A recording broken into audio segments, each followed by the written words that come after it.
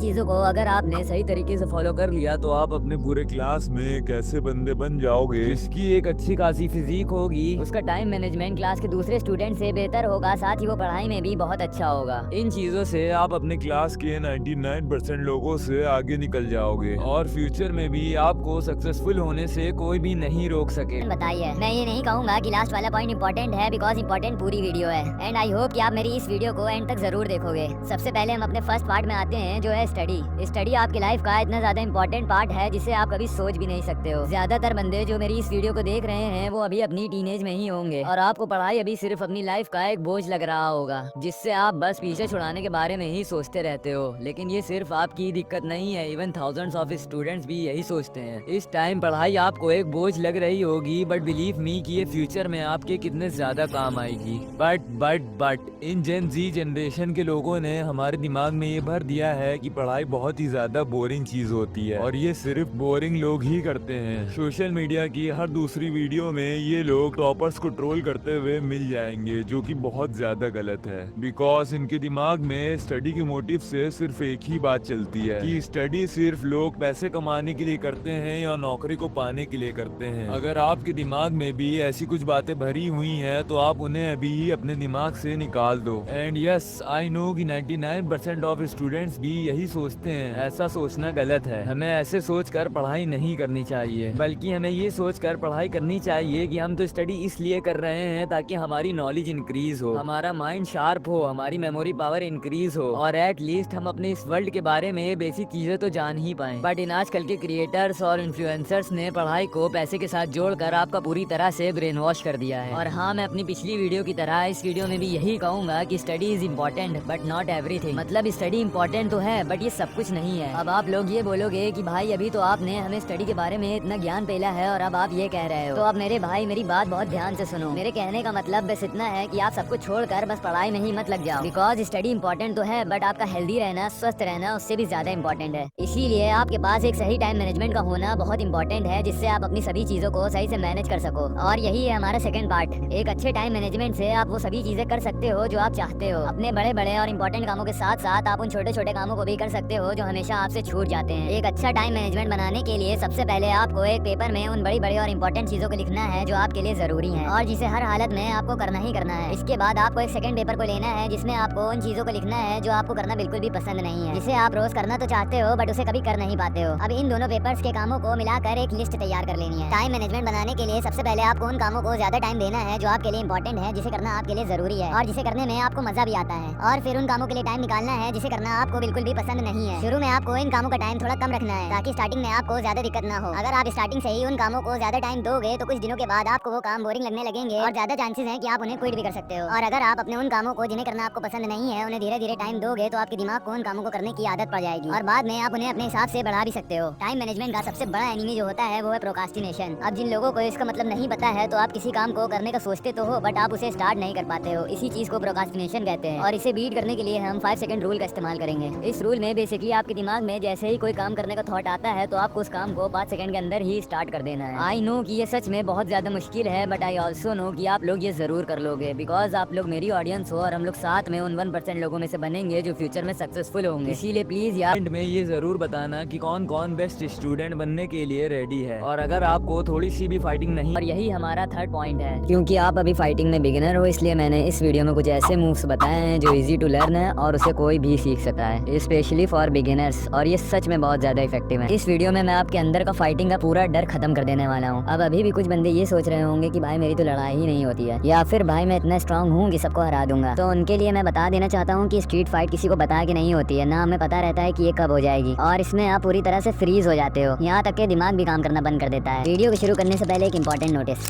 Street fight को जितना हो सके उतना ज्यादा अवॉइड करने की कोशिश करना चाहिए, because street fight is not like tournament matches. इसमें कोई भी रूल नहीं होते हैं, इसीलिए इतनी ज्यादा खतरनाक है। इसमें बात बात पे लोग वेपन्स निकाल लेते हैं या फिर और लोगों को फोन कर लेते हैं। अब ऐसी सिचुएशन में आप कुछ भी नहीं कर पाओगे कि इतने ज्यादा लोगों के सामने आप चाहे जैसी भी टेक्निक सीखो आप नहीं टिक सकते हो। ये मैं नहीं कहता हूँ बल्कि बड़े बड़े फाइटर्स कहते हैं। ऐसी सिचुएशन में मेरा सजेशन तो ये है कि आपको अपने ईगो को साइड करके वहाँ से निकल जाना चाहिए।